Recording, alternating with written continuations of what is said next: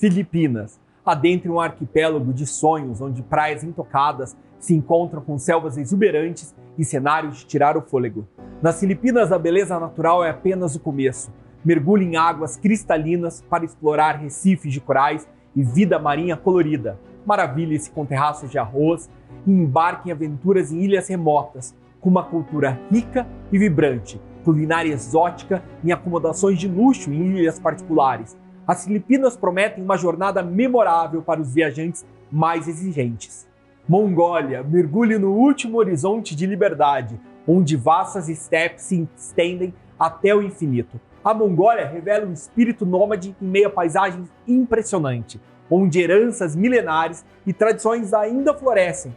Experimente a autêntica hospitalidade mongol em acampamento de Urti, explore os desertos do Gobi e deslumbre-se com cavalgadas pelas planícies. Uma viagem à Mongólia é uma jornada rara e emocionante para a alma aventureira.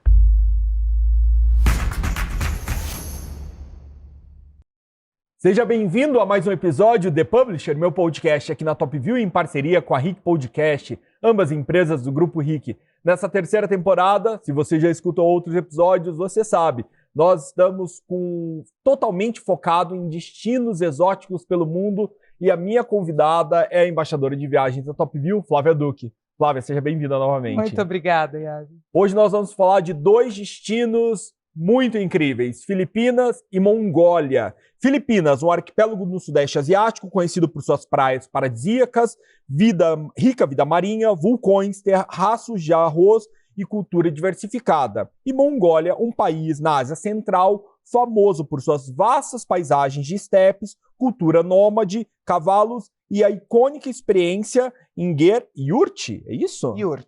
Yurt? São yurts. Filipina e Mongólia, o que você pode me dizer? Dois países que eu amo, são viagens extremamente exóticas. Eu acho que foram dos países mais exóticos que eu fiz, foram os dois. Amo de paixão, posso ficar falando horas aqui. E a Flávia já me contou que Filipinas tem o mar mais bonito que ela já viu na vida. Mais que Maldivas, mais que Tahiti, mais que Seychelles, mais que Maurícios. O azul mais lindo que eu vi na minha vida. Ó, eu não fui, mas minha irmã foi e falou que é incrível, incrível, incrível. É. Filipinas. Quais são as características, o que tem de bom, porque também é um país muito pobre, mas ao mesmo tempo é um destino turístico, principalmente para quem mora na Ásia, muito forte. O que nós brasileiros podemos encontrar lá, que não encontraríamos em outras belezas tropicais, por exemplo, aqui no Brasil? Olha, porque é um arquipélago com mais de 1000 ilhas, né? E você tem o Parque Nacional de El Nido, ele é tombado com a maior biodiversidade marítima do mundo. E está intocado ainda, né? Então, você viajar para lá e você ter essa experiência de você estar num lugar intocado realmente não tem preço. Manila, que é a capital, é uma cidade grande, muito importante comercialmente de business. Tem um lado histórico, porque também, além dos japoneses que você comentou comigo que foram para lá, você tem uma colonização portuguesa muito forte, né? Então, alguns lugares você encontra pessoas falando português. Então, é uma cidade colonial. Manila é uma cidade colonial. Mas, assim, a gente faz normalmente uma parada de uma noite ali, porque você pega voozinhos para o interior. Por exemplo, você tem Cebu. Você tem cachoeiras maravilhosas de água cristalina, azuis, azuis, azuis. Agora, toda essa riqueza natural, essa riqueza de cachoeiras, de mar, contrasta com uma pobreza. Então, você tem que estar muito preparado para você pegar um carro e andar no meio de fazendas de galos. Sim, porque galo de briga é o esporte nacional das Filipinas. Então, é muito interessante, a gente foi para essa cachoeira, que chama Kawasan Falls, em Cebu, e deixamos o hotel, que é um Shangri-La, o melhor hotel dali, com uma estrutura bem boa, inclusive, e a gente foi serpenteando as fazendas de galo. Então, assim, tinham fazendas, eles colocam pneus e amarram os galinhos pela perninha. E os galinhos moram naquele pneu, ficam ali empoleirados. E são realmente galos de briga. E cada família tem o seu galo de briga, ou os seus galos de briga, né? Para nós que moramos no Brasil, que tem uma legislação extremamente rigorosa, é assustador.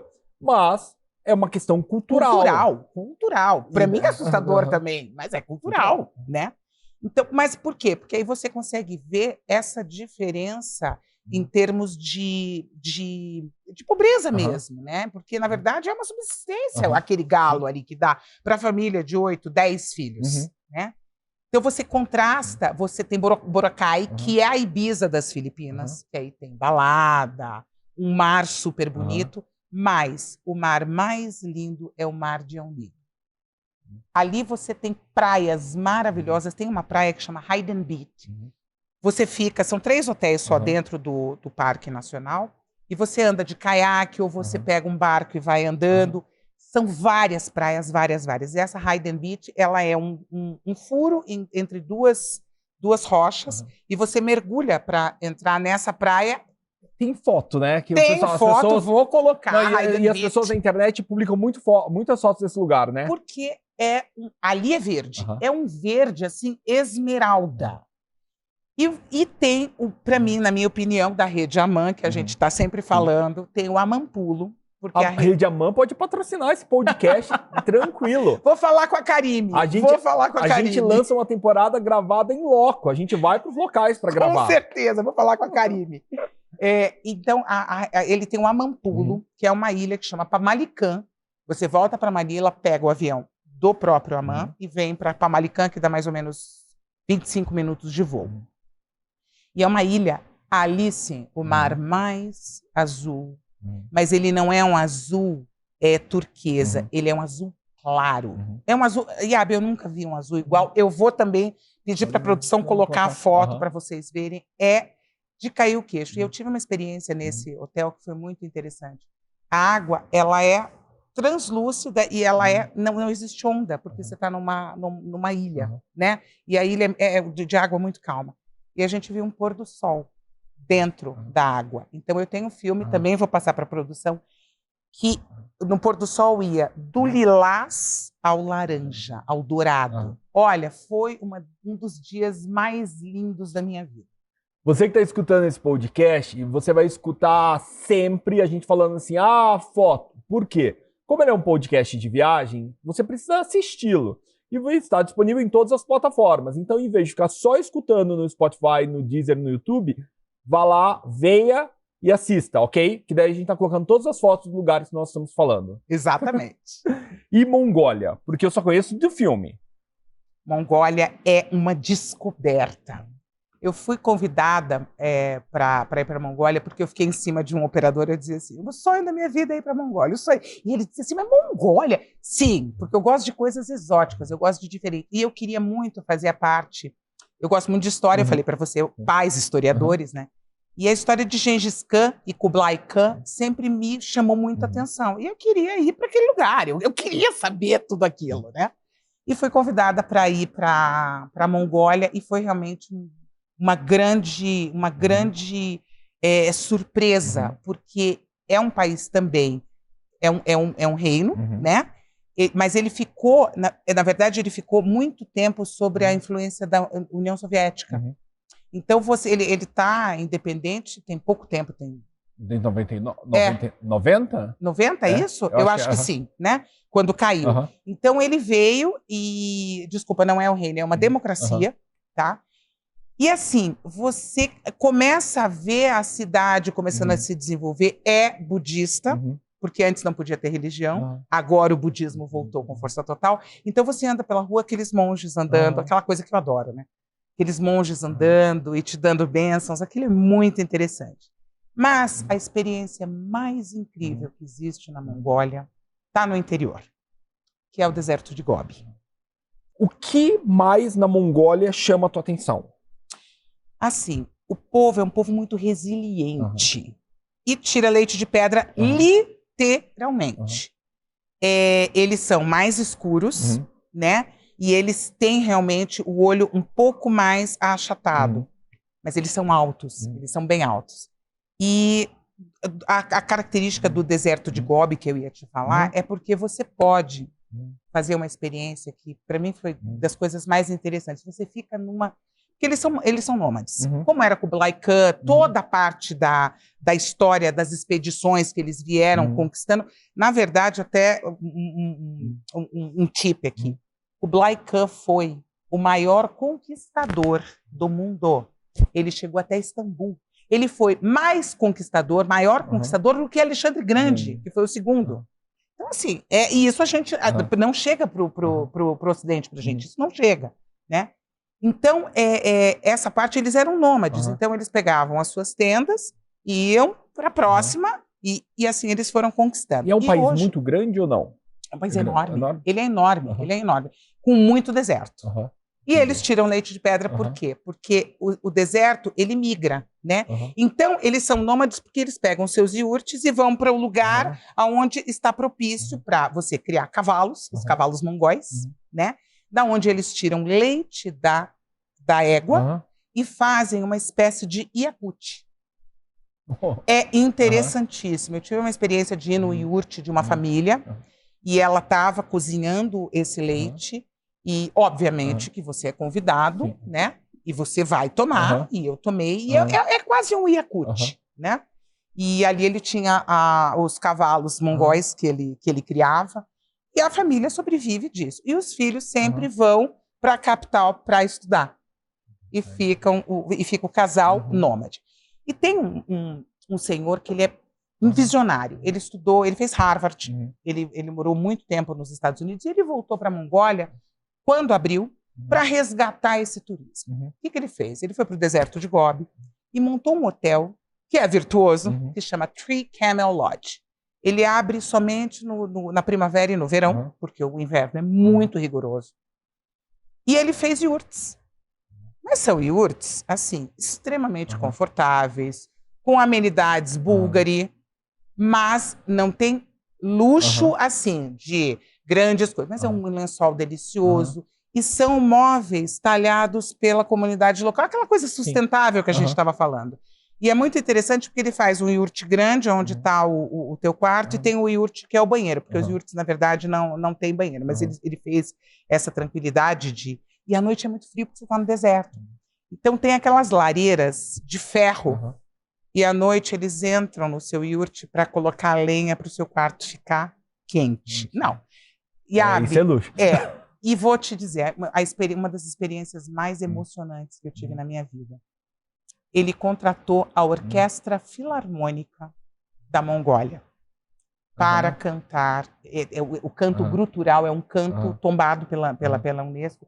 É um canto grutural que só tem na Mongólia. E a orquestra, eles fazem, tem um instrumento que ele tem viola, violoncelo e violino, que são com cavalos. Tem um som um pouquinho diferente dos nossos instrumentos de corda, mas essa orquestra é formada por isso. E era num pôr do sol no deserto de Gobi. Eu preciso te falar que eu chorei? Eu preciso falar que eu chorei o tempo todo. E ele olhou para mim e falou assim: cada centavo valeu a pena para ver todas as lágrimas que você derramou de emoção, porque realmente foi muito emocionante. E como a gente faz para chegar à Mongólia? Eu passo quais países? Olha, dá para você fazer... o voo mais tranquilo é de Seul. Então eu fiz por Seul. Mas você pode fazer por Tóquio também. Tá? E dá para fazer por Pequim também. Então é uma viagem longa saindo do Brasil. Super longa. Você voa 14, 15 até Dubai, mais 13 até Seul e mais 2 horas e meia. E Filipinas e Mongólia não estão no mesmo roteiro, ou estão? Não, porque são lugares separados, diferentes, daí não dá para você combinar. Eu usualmente combino a Coreia, que é super moderna, né? Que hoje virou... E você sabe que tem uma praia agora na Coreia, lá a gente falando de outro lugar. Tem uma praia na Coreia super bombada, que tá virando assim um hotspot.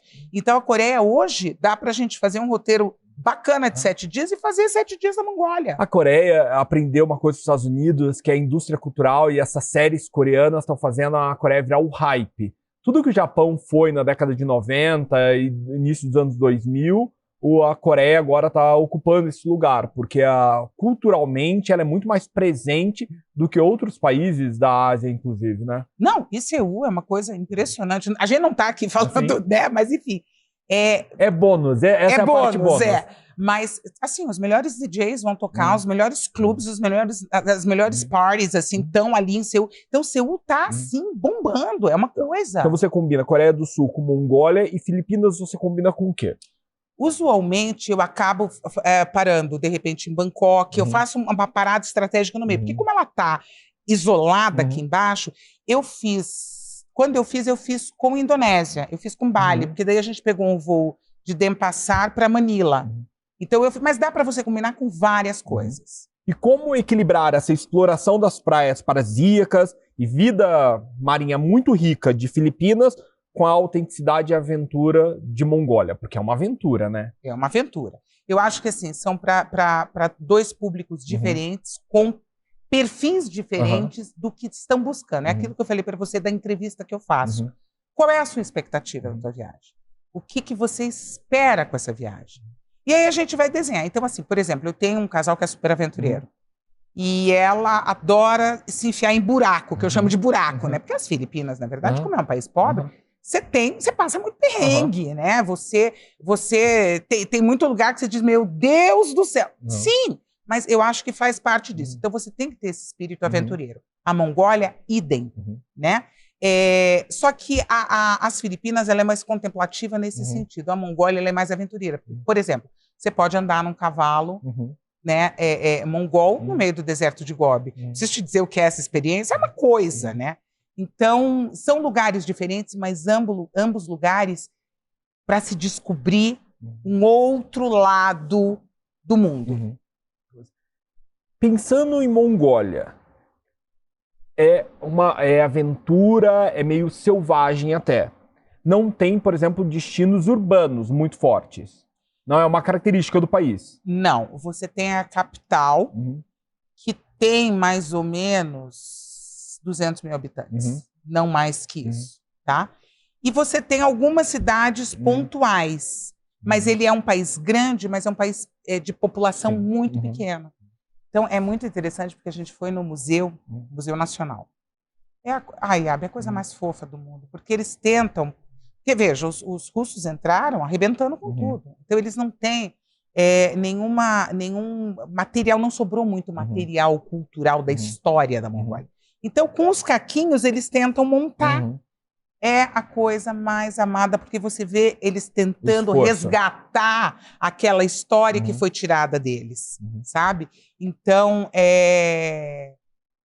bons restaurantes, você acha restaurantes gostosos, né? De comida. Você sempre me pergunta da comida. Comida deliciosa, porque também é tudo vegetariano, sabe? A grande maioria é vegetariana, então a gente passa super bem. E mesmo no deserto, a comida do Three Camel Lodge é pensão completa, obviamente, né? E a comida é super gostosa e ela é feita ali no yurt. Tem um yurt grande que é do refeitório. Super gostosa a comida. E dentro do país o deslocamento é feito tudo de carro. Avião? Porque as distâncias são muito grandes. As distâncias são grandes. E qual companhia aérea opera? A Mongolian Air. Que é própria do país. Exatamente. Mas não tem muitos voos, porque o turismo ainda é muito incipiente. Eles estão começando. Esse cara que fundou o Three Camel Lodge é que começou a botar para cima. Ele montou uma operadora virtuosa, é a única de lá. E você tem um Kempinski na capital que é muito bom. Então, geralmente, eu acabo fazendo essa combinação. Então, em termos de hotelaria, você tem uma hotelaria com envergadura, sabe? E Filipinas? Tem labels famosas? Como funciona para você ficar hospedado?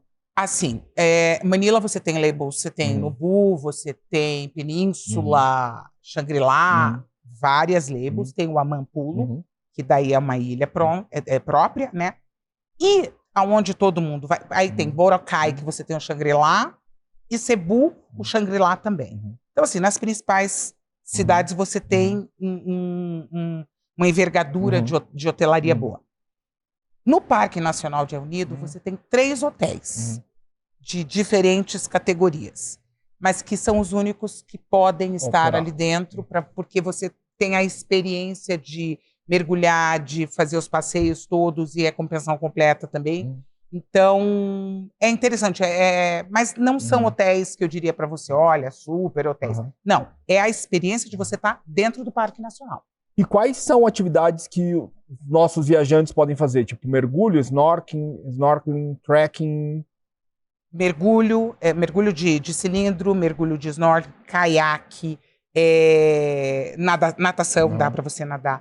E essa descoberta com barcos, são os barcos filipinos maravilhosos, você vai descobrindo as ilhas, porque é um arquipélago. Então, assim, as praias, você está navegando, de repente você desaba numa praia, assim, que você diz, meu Deus do céu, o que é isso? E você não espera aquilo, sabe? Tem uma praia que se chama... A gente vai colocar no crédito aqui, que foi eleita a praia mais linda do mundo. É uma coisa. E foi muito interessante porque a gente estava num barco e a gente foi para essa. Ela está atrás ela tá atrás de uma das montanhas, de uma montanha de pedra, e você vai por trás dela. E tinham 3 criancinhas filipinas nadando ali. Claro que eu já queria catar e trazer embora, né? A coisa mais fofa do mundo. Eu tenho foto dessas crianças também. Então, assim, e a população vive ali, sabe? Crescem ali, moram ali, dentro do Parque Nacional. E é isso que eu te disse, é uma coisa ainda muito até ingênua, sabe? É um turismo até ingênuo. Né? Eu espero que continue assim, porque a graça está aí. Você está escutando The Publisher, meu podcast aqui na Top View, e a 3ª temporada é inteira focada em viagens. Eu vou para minha última pergunta desse episódio. Filipinas, Tagálogo, Mongólia, qual o idioma? Mongol. Mongol? Mongol. Como lidar com idiomas tão diferentes? Guias que falam inglês e são locais? Nas Filipinas não, mas na Mongólia você é obrigatório o inglês. Então a grande maioria das pessoas fala o inglês, aquele inglês, mas que se faz entender, tá? E, usualmente, a gente usa guias que falam inglês para poder traduzir, enfim. Até mesmo porque a escrita é bolinha, né? Então, você olha aquilo, meu Deus, o que é isso? É tanto bolinha. Então, até para te traduzir. Então, usualmente, a gente usa guias em inglês. Flávia, muito obrigado. Muito obrigada, Iago. E para você que está escutando, eu vou dizer uma coisa. Mongólia já é meu segundo destino que eu tenho certeza, porque o primeiro é Butão. Se você não escutou esse episódio, por favor, escute. Tá muito interessante e eu já anotei aqui, ó. É o meu segundo destino que obrigatório eu vou ter que conhecer. Compartilhe este episódio nas redes sociais, com os amigos, com a família e até o próximo. Até mais, gente!